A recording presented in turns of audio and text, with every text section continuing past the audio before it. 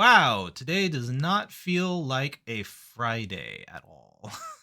I guess there's too much chaos happening way too early in the week. And so usually chaos happens like late Wednesday, usually starts on a Thursday, and then it like kind of snowballs into Friday, Saturday, Sunday, and then everything chills out on Monday. But society expects you to do a lot on Monday, and so everyone hates Mondays. Um, let's see. The other thing that happened was that's a little more specific is that Windows had an update thing and it reset everything. I had to spend like a good, I want to exaggerate and say like 30 minutes. It was probably less than that. Just in OBS, just being like, all right, where are my microphones? Where are my inputs and my outputs? Because for some reason, it's all been reset to default. Whatever. So with that, let's jump into Blender.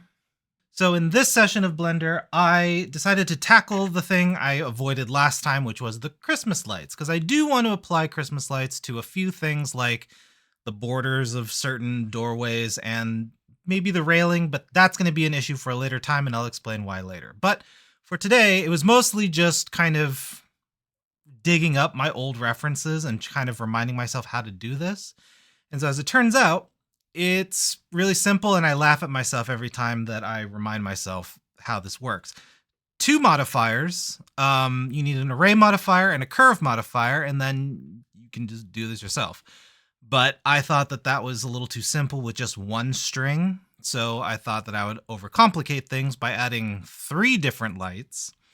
But if you notice that I don't actually have a string connecting any of these, and that'll bother me later. But for right now, as I'm sort of doing these things, it struck me that I can now have 3 different colors of lights because they're attached to 3 different arrays of the icosphere stretched out.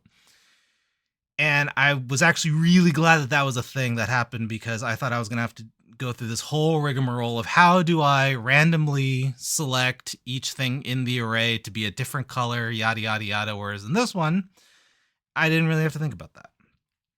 So this is the wire. It's what it is. It's just how people on YouTube make like rope, for example.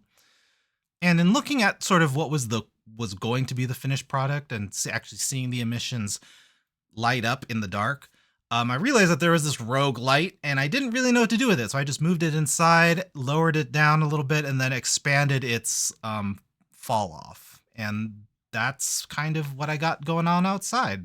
But what will I do for tomorrow? I have no idea. So I guess that'll be a surprise for the both of us.